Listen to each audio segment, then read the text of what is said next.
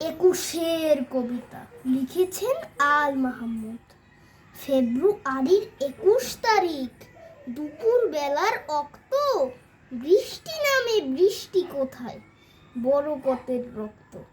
হাজার যুগের সূর্য তাপে জ্বলবে এমন লাল যে, সেই লোহিতেই লাল হয়েছে কৃষ্ণচূড়ার ডাল যে। প্রভাত ফেরির মিছিল যাবে, ছড়াও ফুলের বর্ণ, বিষাদ গীতি গাইছে পথে তিতুমিরের কর্ণ। চিনতে নাকি সোনার ছেলে, ক্ষুদিরামকে চিনতে, রুদ্ধশ্বাসে প্রাণ দিল যে মুক্ত বাতাস কিনতে।